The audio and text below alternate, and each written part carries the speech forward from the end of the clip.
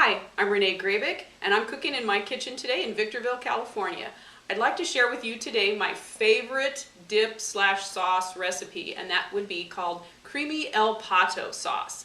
Now, the reason we call it El Pato is because of the sauce that we use in the Philadelphia cream cheese, and that's the brand, and it's a spicy Mexican tomato sauce is basically what it is. It comes in 3 varieties. This is my favorite one. Okay, so I've already got 8 ounces of Philadelphia cream cheese in my bowl. It's been softened, and to that I'm going to add about a half a cup of sour cream. Now you want to not use the low-fat sour cream because that just doesn't seem to meld as good into your recipe. And I'm going to open my El Pato. Should have done this first, but that's okay. Doesn't matter. And ta-da! Just going to dump that in there, just about all of it. You can dump the whole can in there too if you'd like. And then I'm going to whisk it. Now you can use one of these to whip it up, and that's even faster. This is so fast. I had to go to a potluck one time at work, and it was spur of the moment, last minute, and all I did was run to the grocery store, grab we had bowls and things like that at work, and I just grabbed Philadelphia cream cheese, some sour cream, and a can of El Pato, and a bag of chips. And everyone thought I was magical. And that's all you need. All you gotta do is just whip this up good till it's nice and creamy. And you might want to put on an apron because it can get messy, especially if you're using the blender, and because that does tend to splash things around a lot. So now I've got it. This is basically the sauce. This is the dip. You could take this right now, put it in a bowl, put some chips with it, and you're good to go. And honestly, people will say, "What's your recipe?" You're almost embarrassed to tell them what the recipe is because it's so easy, and you want people to think that you're some kind of a wonderful queen or something like that. Now, because I'm going to add some other ingredients to this and kind of jazz it up a little bit, I'm going to add another 8 ounces of Philadelphia cream cheese. And the reason I'm going to do that is because I want it to be really thick, and some of the ingredients that I'm going to add have a little bit of water or moisture in them, and so that'll make it too runny, and I want it to be thick. I want it to be nice and thick. And this cream cheese is good and soft. It takes about, I don't know, 20 minutes to get it this soft. If you don't have 20 minutes, microwave it for 30 seconds in a microwavable bowl, and there you go. It's good to go. So I'm going to really get this nice and thick.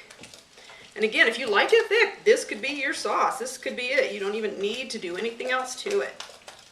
But this is just so good. You can tell it's getting thicker because I've got to put a little bit more work into this, a little bit more elbow grease. All right, now I've got my basic sauce right there, and I'm just going to chop a little bit of cilantro. Just not too fine, but I don't want great big pieces of it, so I'm going to just chop it up, not like that. See one in there that being obstinate. All right, let's put a little bit of that in there, and then to that I'm also going to add about 1/3 of a cup or so, 2 tablespoons, whatever you'd like, of finely chopped celery. Okay, 2 scallions or green onions that are also chopped really fine. I'm going to add that in there, give it a little bit of spice, and carrots. These are beautiful. They give it some color, a little bit of interest, and crunch. We're going for some crunch. So I put, again, about 1/3 of a cup of those, maybe more, depends upon how much you like. And of course you can add any other kind of crunchy, wonderful vegetables. This would just make it feel a little more healthy.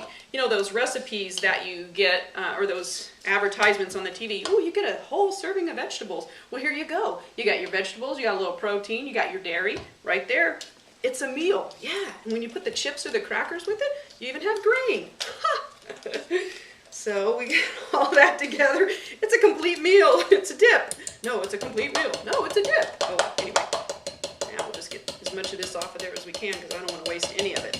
Now this is another beautiful dip. Right there, just as it is. And I'm going to put about half of it into this beautiful blue bowl.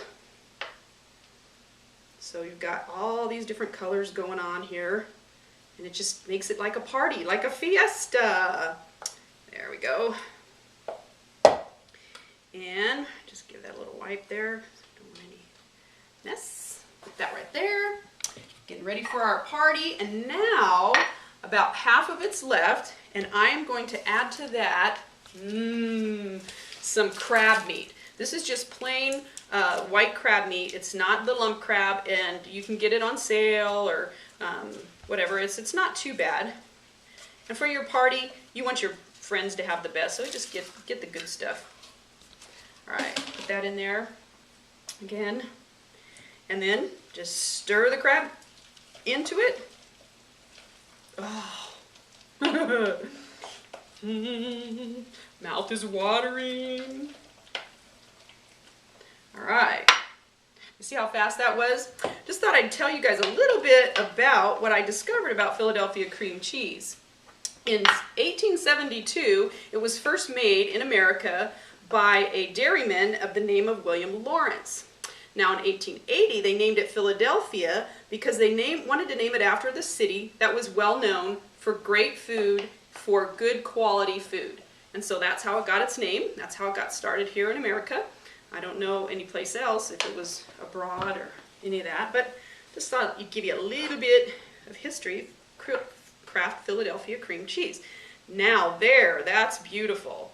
I have my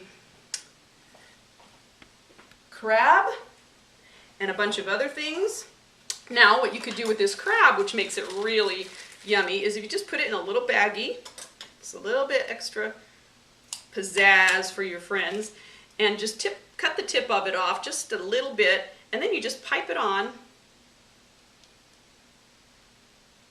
to a little piece of celery.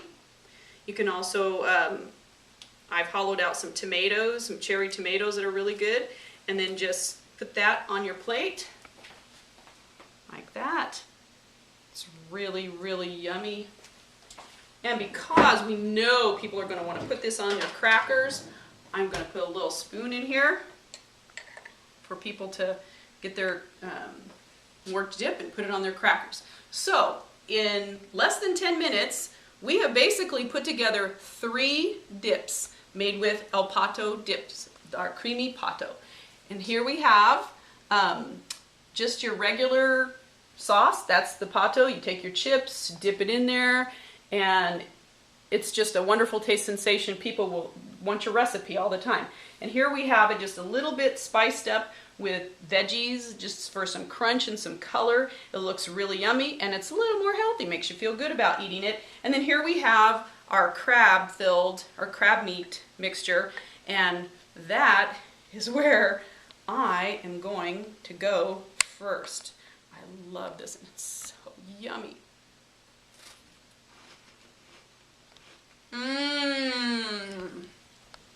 Thank you very much for watching. Till next time, bye.